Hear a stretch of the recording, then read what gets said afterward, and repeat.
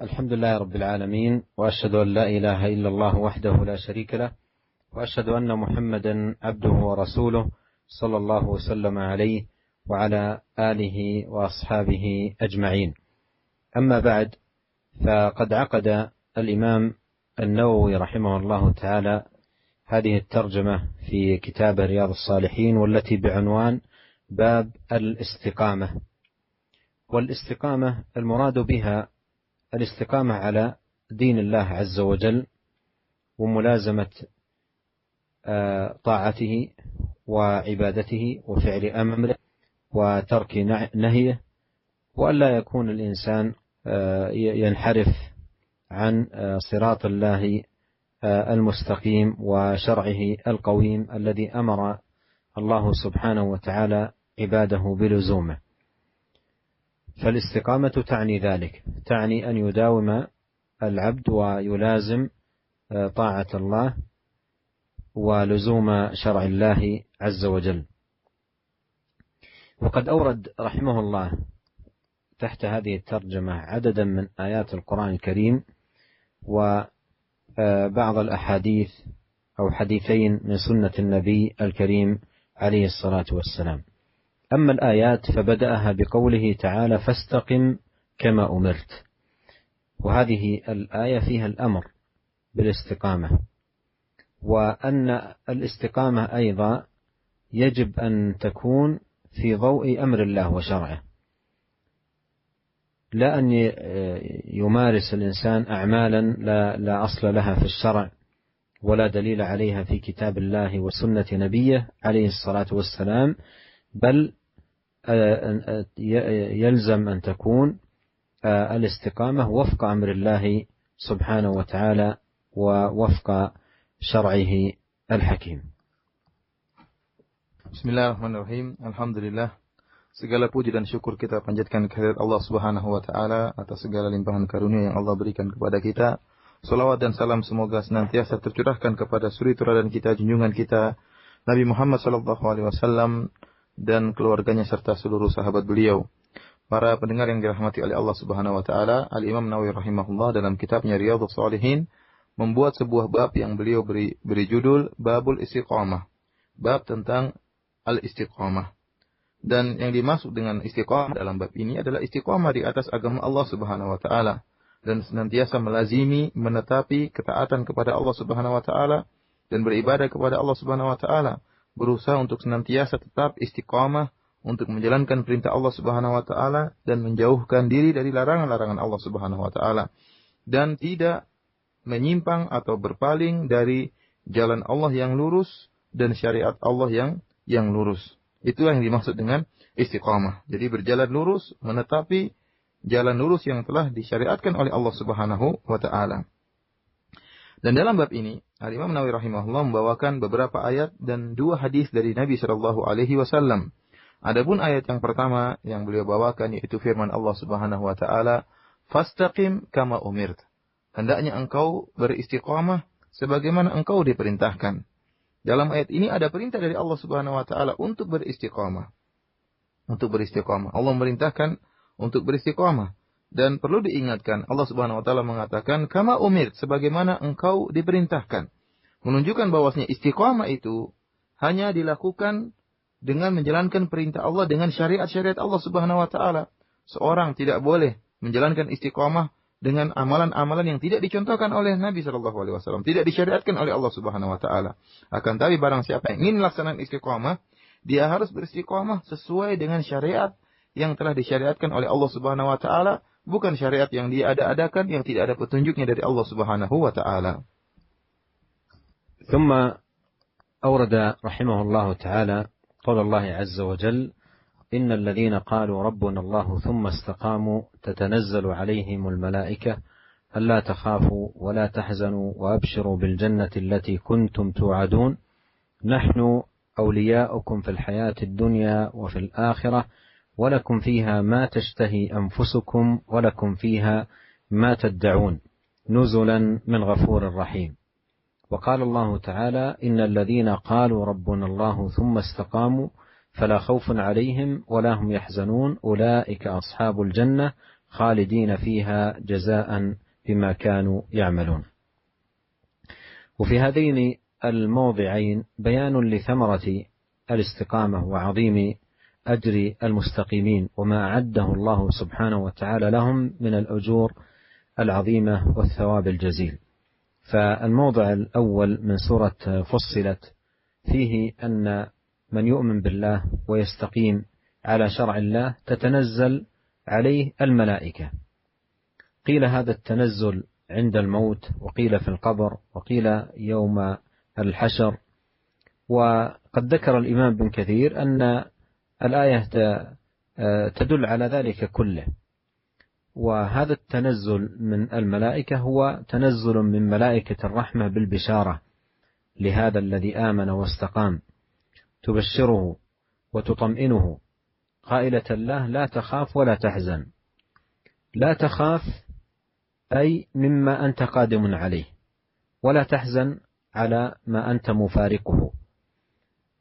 وأبشر بالجنة، وأبشروا بالجنة، يبشرونه بأنه من أهل الجنة وأنه سيفوز بدخول الجنة. يبشر بذلك عند موته وفي قبره. قال نحن أولياؤكم في الحياة الدنيا وفي الآخرة، أي توليناكم بالتوفيق والتسديد والحفظ والإنعام والإكرام. ولكم فيها أي الجنة ما تشتهي أنفسكم ولكم فيها ما تدعون نزلا من غفور رحيم. أي أن من يكرمه الله سبحانه وتعالى بدخولها له فيها من النعيم ما تشتهيه نفسه ويطلبه مما لا عين رأت ولا أذن سمعت ولا خطر على قلب بشر. وكذلكم الآية التي تليها إن من سورة الأحقاف إن الذين قالوا ربنا الله ثم استقاموا فلا خوف عليهم ولا هم يحزنون أولئك أصحاب الجنة خالدين فيها جزاء بما كانوا يعملون. أي أن المؤمن بالله المستقيم على شرع الله سبحانه وتعالى لا خوف عليه ولا حزن، بل هو من أهل الجنة، من الفائزين بثواب الله العظيم وأجره الكبير. Kemudian Imam Nawawi rahimahullah membawakan ayat-ayat berikutnya, yaitu yang pertama firman Allah Subhanahu wa taala dalam surat Fussilat, kata Allah Subhanahu wa taala, innal ladzina qalu rabbuna Allahu tsumma istaqamu tatanazzalu alaihimul malaikatu alla takhafu wa la tahzanu wa abshiru bil jannati allati kuntum tu'adun. Sungguhnya orang-orang yang berkata Rabb kami adalah Allah, kemudian mereka beristiqamah, maka akan turunlah kepada mereka malaikat-malaikat yang akan mengatakan kepada mereka, la takhafu wa la tahzanu, janganlah kalian takut dan janganlah kalian bersedih, dan bergembiralah kalian dengan surga yang telah kalian dijanjikan. Nahnu awliya'ukum fil hayatid dunya wa fil akhirah, wa lakum fiha ma tashtahi anfusukum wa lakum fiha ma tad'un nuzulan min ghafurur rahim. Sungguhnya kami adalah wali-wali kalian, penolong-penolong kalian di dunia maupun di akhirat, dan bagi kalian apa yang kalian inginkan, yang diinginkan oleh jiwa-jiwa kalian, dihasratkan oleh jiwa-jiwa kalian, dan bagi kalian di surga apa yang kalian minta sebagai anugerah dari Rabb kalian yang Maha Pengasih lagi Maha Pengampun. Kemudian ayat yang kedua dalam surat Al-Ahqaf, firman Allah Subhanahu wa taala, innal ladzina qalu rabbuna Allahu tsumma istaqamu fala khaufun 'alaihim wa lahum yahzanun. Sungguhnya orang-orang yang berkata Rabb kami adalah Allah, kemudian mereka beristiqamah, maka tidak ada kekhawatiran, tidak ada rasa takut bagi mereka, dan tidak ada rasa sedih pada diri mereka. Mereka tidak bersedih. Ulaika ashabul jannati khalidina fiha jazaa'an bima kanu ya'malun. Sungguhnya mereka itulah orang-orang penduduk surga, penghuni surga, mereka kekal di surga selama-lamanya sebagai balasan atas amalan yang telah mereka lakukan. Para pendengar yang dirahmati oleh Allah Subhanahu wa taala, dalam dua ayat ini Allah Subhanahu wa taala menjelaskan tentang buah dari istiqamah, ya. Orang yang beriman kepada Allah kemudian beristiqamah, maka dia akan peroleh hasil yang sangat luar biasa, ganjaran yang luar biasa yang Allah berikan kepada mereka. Ayat yang pertama dalam surat Fussilat, di mana Allah Subhanahu wa taala menjelaskan barang siapa yang beriman kepada Allah dan beristiqamah, maka akan turun malaikat, ya, akan turun malaikat. Ada beberapa pendapat tentang masalah ini. Kapan turunnya malaikat tersebut? Ada yang mengatakan, ya, malaikat turun tatkala sakaratul maut, sebelum meninggal dunia. Turunlah malaikat memberi kabar gembira. Ada yang mengatakan malaikat memberi kabar gembira tatkala seorang yang beriman dan beristiqamah berada dalam kuburan. Dan ada yang mengatakan kabar gembira tersebut, turun malaikatnya tersebut pada waktu di padang mahsyar.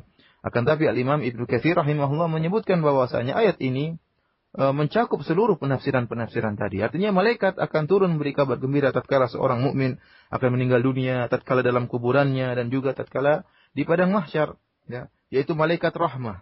Malaikat rahmat akan turun dan menenangkan hatinya agar dia tidak bersedih, ya, agar dia tidak khawatir, ya, dia tidak khawatir dengan apa yang akan dia hadapi ke depan, ya. Tatkala di sakaratul maut seorang butuh ketenangan, turunlah malaikat memberikan ketenangan. Jangan kau khawatir dengan apa yang akan kau hadapi.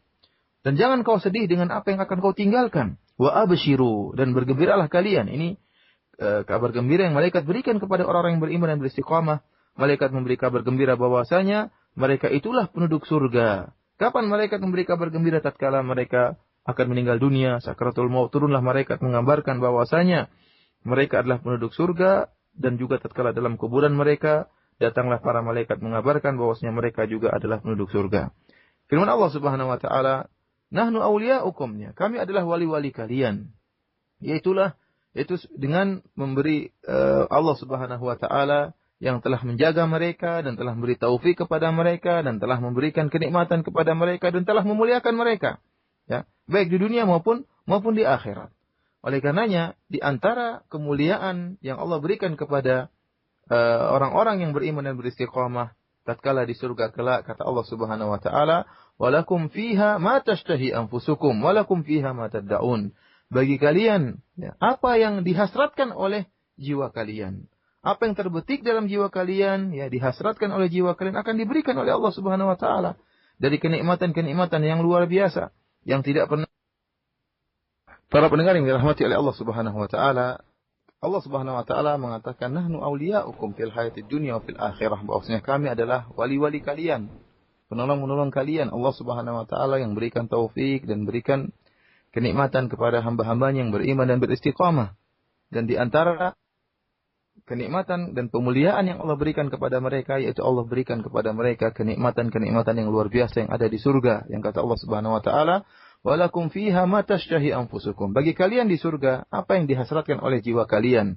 Walakum fiha ma tad'un, dan apa yang diminta oleh kalian dari kenikmatan-kenikmatan yang luar biasa, yang mala ainun ra'at wala udhunun sami'at wala khatara ala qalbi bashar, kenikmatan-kenikmatan yang tidak pernah dilihat oleh mata-mata manusia dan bahkan tidak pernah didengar oleh telinga-telinga mereka, bahkan tidak pernah terbetik dalam hati-hati mereka.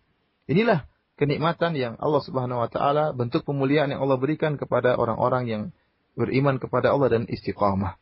Kemudian ayat yang kedua yaitu dalam surat Al-Ahqaf, demikian juga Allah Subhanahu wa taala mengabarkan bahwasanya orang-orang yang beriman kepada Allah, mengatakan Rabb kami adalah Allah dan beristiqamah, maka la khaufun alaihim wa lahum yahzanun. Tidak ada rasa khawatir bagi mereka. Mereka tidak khawatir dengan apa yang akan mereka hadapi. Ya, mereka tidak khawatir sama sekali karena mereka telah diberi kabar gembira bahwasanya mereka masuk surga. Walahum yahzanun, dan mereka tidak bersedih dengan apa yang mereka tinggalkan. Ya, tidak ada kesedihan bagi mereka karena mereka telah diberi kabar gembira oleh Allah Subhanahu wa taala dan mereka itulah penduduk surga, kekal di dalamnya, ya, sebagai balasan dari ganjaran dari amal perbuatan yang telah mereka lakukan. ثم أورد رحمه الله تعالى حديث سفيان بن عبد الله رضي الله عنه قال: قلت يا رسول الله قل لي في الإسلام قولا لا أسأل عنه أحدا غيرك. قال: قل آمنت بالله ثم استقم. رواه مسلم. وهذا الحديث يعد من جوامع كلم النبي عليه الصلاة والسلام، فإن سفيان طلب من النبي قولا جامعا، وصية جامعة لا يحتاج بعدها إلى سؤال أحد غير النبي عليه الصلاة والسلام، فأوصاه بكلمتين: قل آمنت بالله ثم استقم، لكنهما جمعتا الخير كله. أما الإيمان بالله فهو الأصل الذي تبنى عليه الأعمال والأساس الذي يقوم عليه الدين، ولا يكفي في الإيمان بالله النطق باللسان، والاعتقاد في القلب، بل يجب أن يصدق ذلك بالقيام بالأعمال الصالحة، وأن يلازم الاستقامة على شرع الله سبحانه وتعالى. ولهذا قال: قل آمنت بالله ثم استقم، أي استقم على شرع الله وعلى دين الله سبحانه وتعالى. هذا الحديث جمع الدين كله، فقوله آمنت بالله فيه العقيدة، وقوله ثم استقم فيه الشريعة. ودين الله عقيدة وشريعة وعلم وعمل، فيجب على العبد أن يكون كذلك. وهذه حقيقة الاستقامة على شرع الله وعلى دين الله تبارك وتعالى، أن يكون العبد ملازما للإيمان ومجتهدا في تحقيقه، وملازما أيضا الاستقامة على شرع الله عز وجل.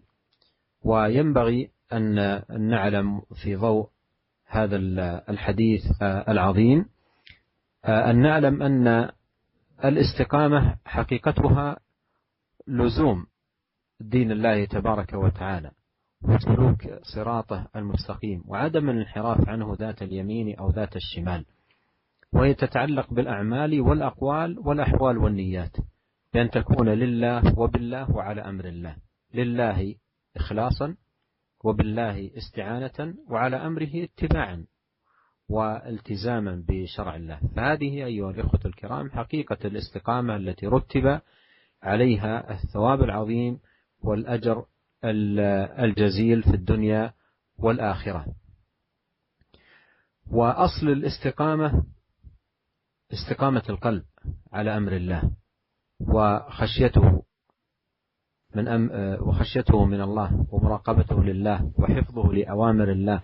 فإذا استقام القلب على ذلك استقامت الجوارح، لأن القلب ملك الأعضاء، فإن استقام القلب استقامت، وإن اعوج القلب اعوجت، كما جاء في الحديث عن النبي عليه الصلاة والسلام أنه قال: ألا وإن في الجسد مضغة إذا صلحت صلح الجسد كله، وإذا فسدت فسد الجسد كله، ألا وهي القلب.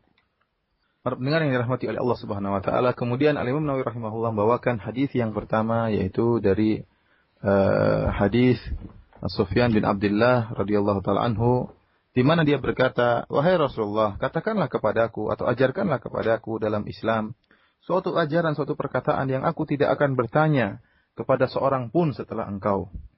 Maka Nabi SAW mengatakan, "Qul amantu billah tsumma istaqim." Katakanlah aku beriman kepada Allah, kemudian istiqomahlah. Hadis ini hadis yang diriwayatkan oleh Imam Muslim dalam sahihnya. Hadis ini termasuk dari Jawami'ul Kalim, yaitu hadis yang lafalnya singkat akan tapi mengandung makna yang luas. Karena Sufyan bin Abdullah radhiyallahu anhu dalam hadis ini meminta kepada Nabi SAW suatu perkataan yang jami', yang dia setelah itu tidak mau tanya lagi kepada orang lain. Dia akan menjalankan wasiat tersebut dan tidak perlu bertanya lagi kepada orang lain. Menunjukkan bahwasanya wasiat yang dia minta adalah wasiat yang luas maknanya, yang dia tidak perlu bertanya lagi kepada orang lain setelah meminta wasiat tersebut. Namun apa jawaban Nabi SAW? Nabi SAW hanya menjawab dengan 2 kalimat, yang ini merupakan wasiat yang jami'ah, min jawami'al kalim, lafal yang sedikit akan tapi maknanya luas. Kata Nabi SAW, "Qul amantu billah tsumma istaqim." Katakanlah bahwasanya aku beriman kepada Allah, kemudian beristiqomahlah. Jadi 2 kalimat tersebutlah iman dan istiqomah. Adapun al-iman, iman merupakan asas atau pondasi dari agama ini, yang seluruh amalan-amalan soleh dibangun di atas iman. Jika seorang tidak beriman, maka amal-amalannya tidak diterima oleh Allah Subhanahu wa taala. Namun Rasulullah SAW mengingatkan bahwasanya iman tidak cukup dengan pengakuan. Iman tidak cukup dengan perkataan. Tidak hanya mengatakan amantu billah, saya beriman kepada Allah. Namun butuh adanya bukti. Oleh karenanya Rasulullah SAW mengatakan, "Tsumma istaqim." Kemudian kamu beristiqomahlah. Karena di atas iman harus ada amalan soleh. Dan harus ada istiqomah. Karena dimaksud dengan istiqomah di sini, kemudian engkau beristiqomahlah. Maksudnya istiqomah di atas amalan soleh, di atas syariat Allah Subhanahu wa ta'ala. Nah, oleh karenanya, dua kalimat ini, amantu billah tsumma istaqim, aku beriman kepada Allah dan kemudian engkau beristiqamalah, ya, maka itu adalah agama Allah Subhanahu wa taala, mencakup dua perkara yang sangat penting. Karena perkataan amantu billah itu adalah penjelasan tentang akidah. Dan tsumma istaqim, kemudian engkau beristiqamalah adalah penjelasan tentang syariat-syariat Allah. Karena istiqamah di atas syariat-syariat Allah, di atas perintah-perintah Allah. Dan agama Allah terdiri dibangun di atas akidah dan syariat. Agama Allah dibangun di atas akidah dan syariat. Di atas ilmu dan amalan. Ya, dan inilah hakikat istiqamah yang seharusnya seorang hamba melakukannya, yaitu beriman kepada Allah, kemudian mewujudkan dengan amalan-amalan soleh, kemudian beristiqamah di atas amalan-amalan soleh tersebut. Para pendengar yang dirahmati oleh Allah Subhanahu wa taala, intinya hakikat daripada istiqamah yaitu seorang hamba melazimi agama Allah Subhanahu wa taala, berjalan di atas siratal mustaqim dan tidak berpaling atau tidak melenceng dari jalan tersebut, tidak melenceng ke kanan maupun melenceng ke kiri, tapi dia lurus berjalan di atas yang lurus. Dan istiqamah itu berkaitan dengan baik dengan amalan, seorang beristiqamah di atas amalan soleh, maupun perkataan yang benar, maupun niatnya.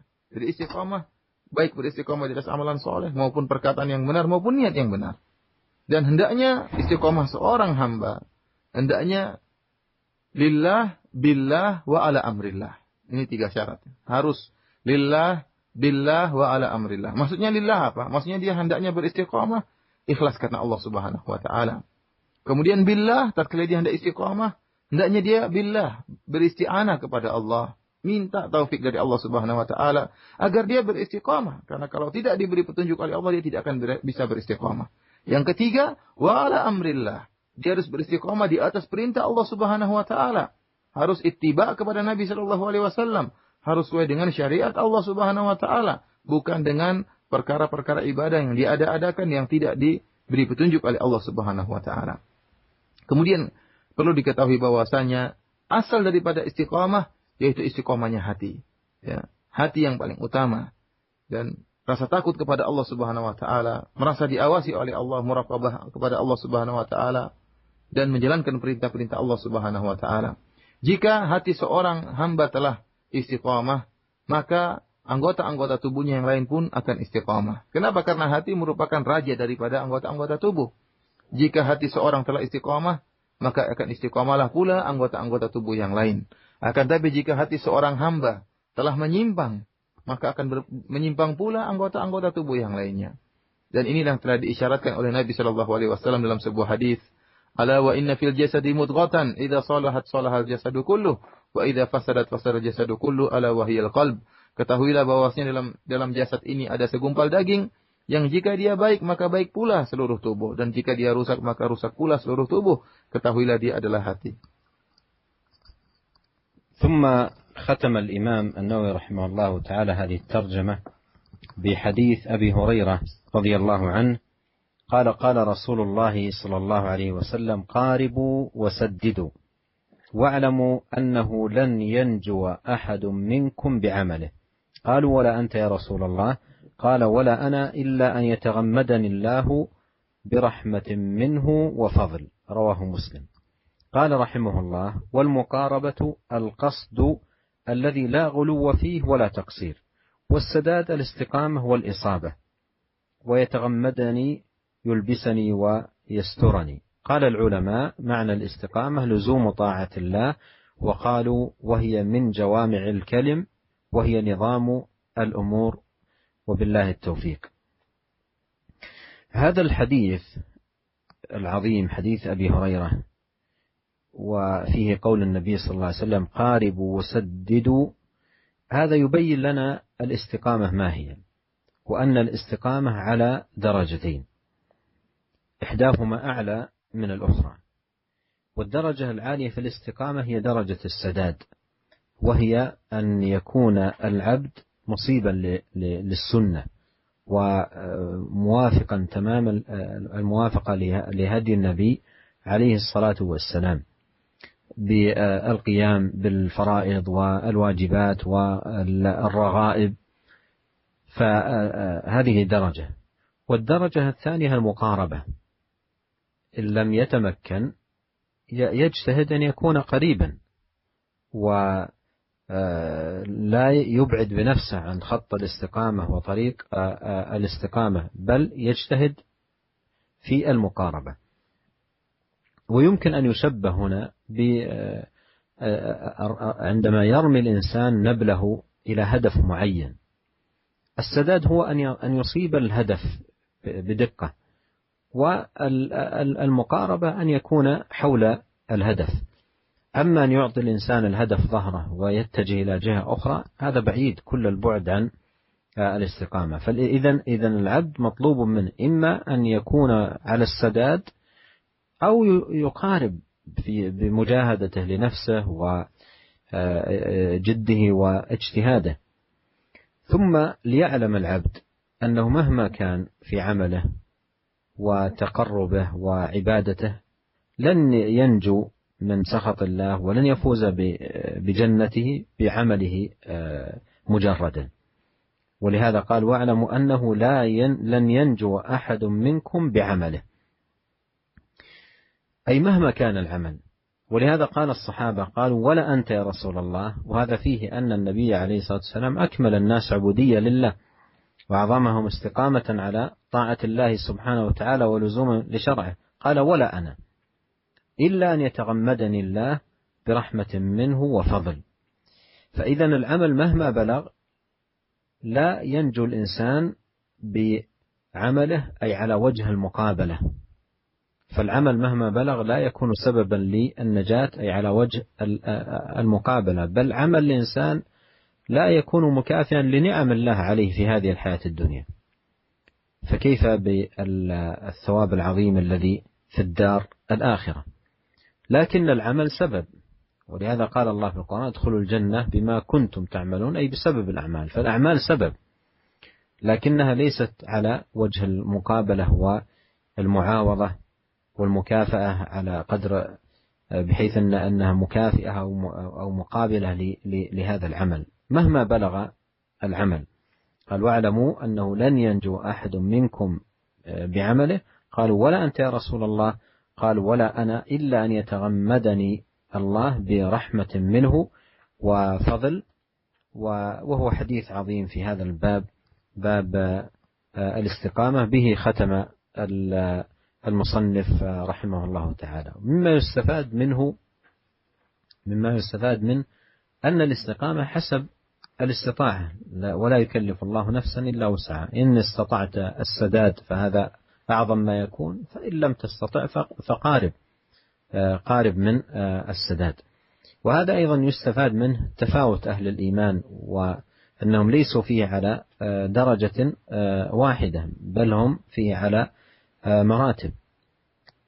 وأيضا يستفاد من الحديث أن الإنسان يجب أن يحذر من أن يعجب بنفسه مهما كان عمله ومهما كانت عبادته ومهما كانت طاعته، لا يعجب بعمله ولا يعجب بنفسه، وليحذر من التزكية لنفسه.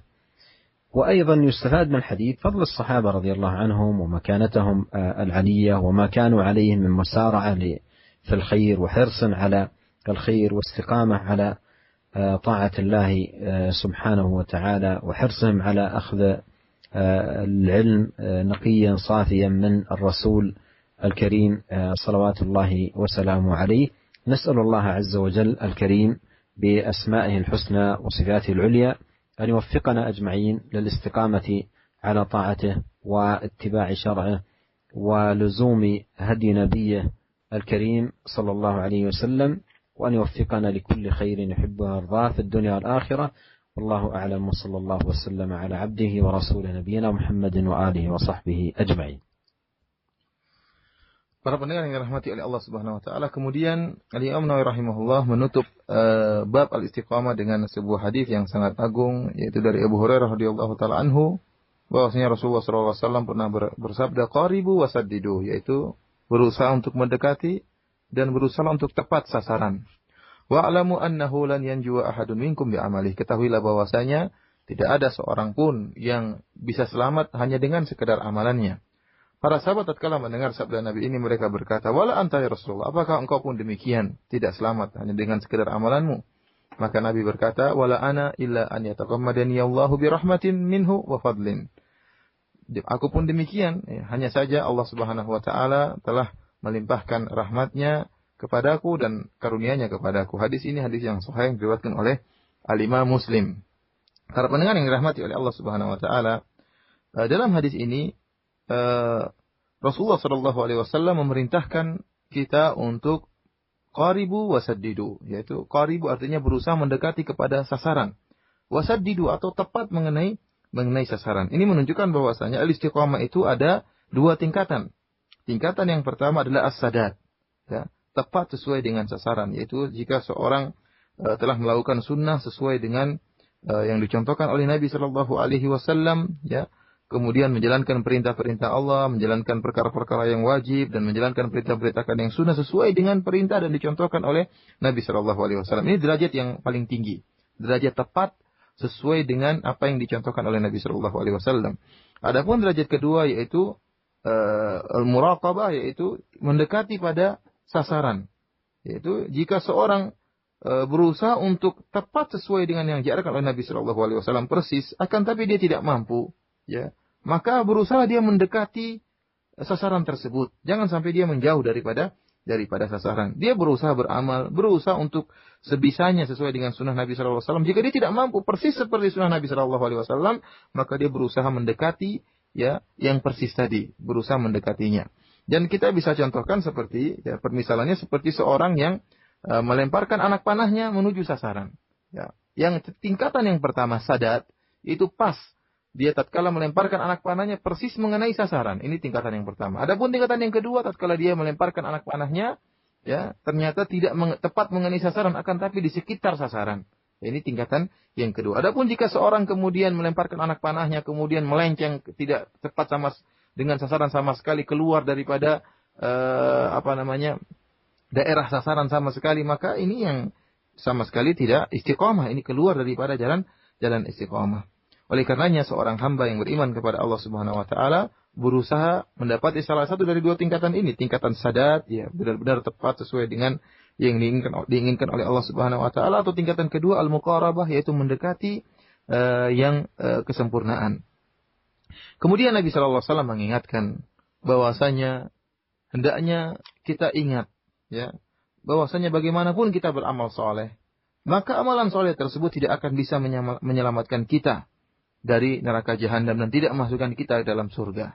Oleh karenanya Rasulullah SAW mengatakan, wa'lamu annahu lan yanjuwa ahadum minkum bi'amalih.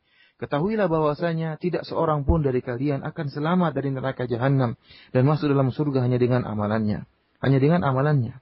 Saya para sahabat tatkala mendengar hadis ini, mereka mengatakan, wala anta ya Rasulullah, engkau pun demikian ya Rasulullah. Padahal kita tahu Rasulullah SAW adalah manusia yang paling tinggi ibadahnya kepada Allah Subhanahu wa taala, yang paling kuat istiqomahnya di jalan Allah Subhanahu wa taala. Akan tapi Rasulullah SAW menjelaskan bahwasanya amalan bagaimanapun kita lakukan tidak bisa menjadi tiket untuk memasukkan kita ke dalam surga, tidak. Karena amalan kita tidak akan senilai dengan kenikmatan yang Allah berikan kepada kita. Jangankan kenikmatan surga. Jangankan kenikmatan surga yang sangat luar biasa, kenikmatan dan anugerah yang kita rasakan di dunia, ya, tidak bisa dibayar dengan amalan soleh yang kita lakukan. Tidak bisa dibayar dengan amalan soleh yang kita lakukan. Akan tapi amalan soleh tersebut hanyalah sebab untuk masukkan kita dalam surga. Dia bukanlah tiket, dia bukanlah bayaran untuk sebanding dengan nikmat yang Allah berikan kepada kita. Akan tapi kita harus beramalan soleh, karena barang siapa yang beramal soleh, Allah akan berikan rahmatnya kepadanya. Dengan rahmat Allah Subhanahu wa taala, maka dia akan diselamatkan dari neraka jahanam dan dia akan dimasukkan ke dalam surga. Oleh karenanya Allah Subhanahu wa taala berfirman dalam Al-Qur'an, "Udkhulul jannata bima kuntum ta'malun." Hendaknya kalian masuk dalam surga bima kuntum ta'malun, dengan sebab amalan yang kalian lakukan. Ya, jadi amalan tersebut merupakan amalan soleh, merupakan sebab masuk surga dan bukan merupakan bayaran. Karena kalau bayaran maka tidak pas, tidak sebanding dengan nikmat yang Allah berikan kepada kita di dunia, apalagi di akhirat kelak. Akan tapi barang siapa yang beramal soleh, maka Allah akan berikan karunia dan rahmatnya sehingga masukkan dia ke dalam surga. Dan hadis yang agung ini kita bisa mengambil beberapa faedah, di antaranya yang pertama, istiqamah itu sesuai dengan kemampuan seorang hamba. Seorang hamba bisa mencapai derajat sadat, tepat, persis sesuai dengan yang diinginkan oleh Nabi dan diinginkan oleh Allah Subhanahu wa taala. Jika dia tidak mampu, maka dia turun kepada derajat kedua, itu muqarabah, yaitu di sekitar ketepatan tersebut, hampir-hampir mengenai sasaran tersebut. Ya. Yang kedua, ya, dengan sini kita ketahui pula bahwasanya orang-orang istiqomah, orang-orang yang beriman kepada Allah, yaitu berdasarkan derajat. Mereka tidak satu tingkatan. Ya, kalau istiqomah ada dua tingkatan, berarti al-mustaqimin, orang-orang istiqomah, dan orang-orang yang beriman kepada Allah juga bertingkat-tingkat dan tidak di atas satu derajat. Yang ketiga, yang sangat penting, yaitu seorang hamba janganlah sampai dia ujub dengan amalan solehnya. Betapapun amalan soleh yang dia lakukan, betapa besar, betapa banyak pun yang dia lakukan, jangan sampai dia ujub dengan amalan soleh tersebut. Dan hendaknya dia berhati-hati, jangan sampai dia mentazkiyah dirinya, memuji dirinya, merasa dirinya hebat, merasa dirinya mulia. Ini dijauhi sikap-sikap tersebut, ya, karena tidak seorang pun yang selamat dari siksaan Allah Subhanahu wa taala dengan amalannya yang dia banggakan, akan tapi dengan rahmat Allah Subhanahu wa taala.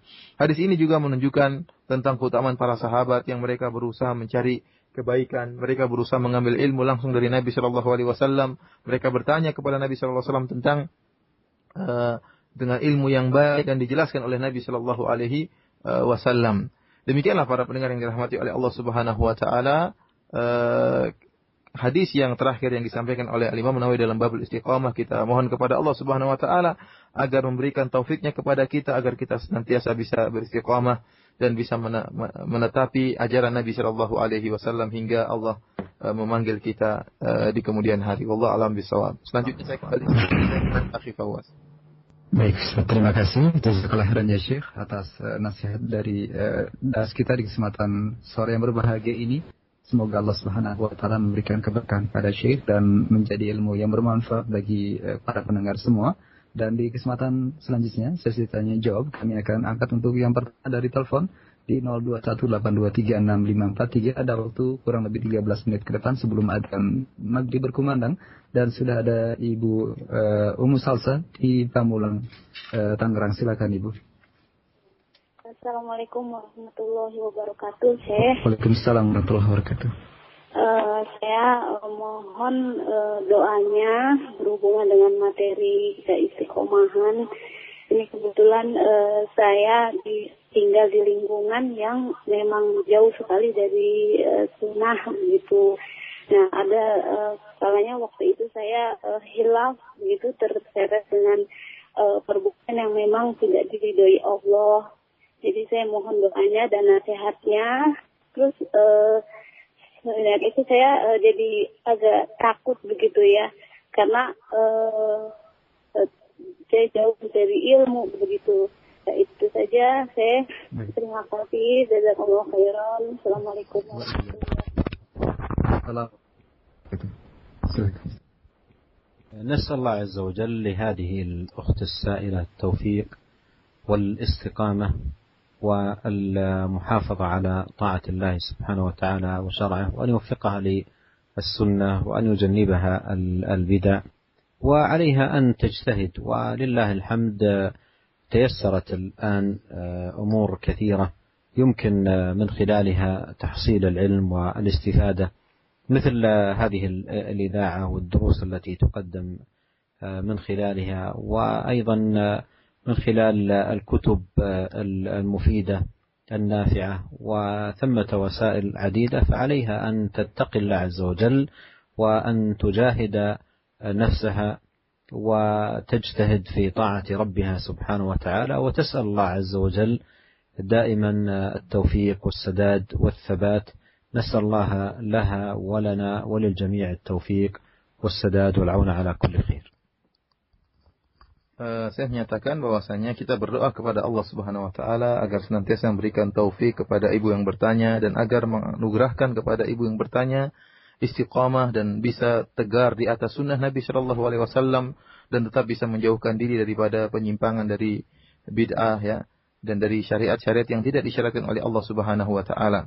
Alhamdulillah sekarang banyak sarana-sarana yang dimudahkan. Dengan sarana-sarana tersebut kita bisa menuntut ilmu, seperti dengan radio Roja ya, atau dengan pengajian yang ada, atau dengan buku-buku, kita membaca buku yang bermanfaat, dan ada sarana-sarana lain yang dengan sarana tersebut kaum muslimin bisa menimba ilmu. Oleh karenanya wajib bagi ibu yang bertanya untuk berusaha bertakwa kepada Allah semaksimal mungkin dan berusaha untuk melaksanakan ketaatan Allah Subhanahu wa taala, dan ingat hendaknya senantiasa berdoa kepada Allah, agar bisa istiqamah di atas ajaran Allah Subhanahu wa taala. Semoga Allah Subhanahu wa taala menganugerahkan kepada kita dan kepada ibu dan kepada seluruh para pendengar istiqamah di jalan Allah Subhanahu wa taala.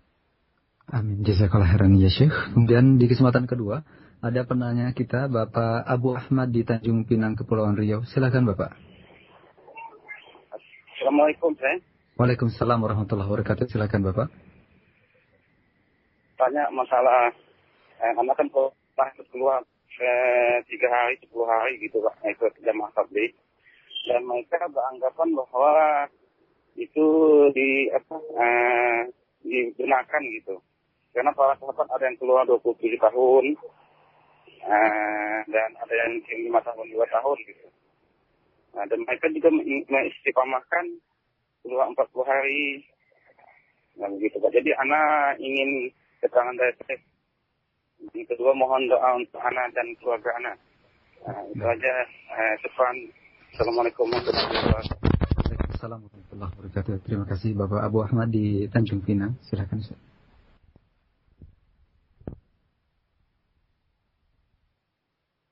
نسأل الله لأخينا السائل ولأهل بيته وأولاده وللجميع التوفيق والسداد والاستقامة على طاعة الله سبحانه وتعالى وملازمة شرعه. وأهم ما ينبغي أن يعلم في هذا المقام الذي يسأل عنه الأخ السائل مقام الدعوة إلى الله سبحانه وتعالى والدعوة إلى دينه. أهم ما ينبغي في هذا المقام العلم النافع، بحيث تكون الدعوة بالعلم. وقد قال أهل العلم من دعا بغير علم كان ما يفسد أكثر مما يصلح.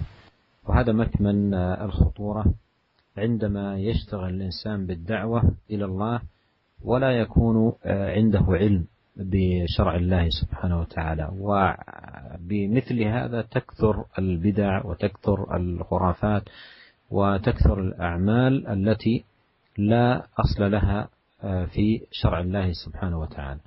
والذي أنصح به السائل أن يحفظ وقته في العلم وتحصيله، وإذا من الله عليه بعلم نافع فإنه يدعو إلى هذا العلم النافع المستمد من كتاب الله سبحانه وتعالى. أما مجرد خروج الإنسان للدعوة ولا علم عنده فهذا كما أوضحت يترتب عليه إشكالات وينبني عليه مخالفات، والله عز وجل وحده هو الموفق والهادي إلى سواء السبيل. Saya mengatakan kita berdoa kepada Allah Subhanahu wa taala agar memberikan istiqomah kepada bapak yang bertanya dan juga kepada keluarganya ya, agar bisa istiqomah dan berjalan di atas syariat Allah Subhanahu wa taala. Saya menjelaskan bahwasanya yang paling penting tentang apa yang ditanyakan oleh beliau yaitu tentang permasalahan dakwah.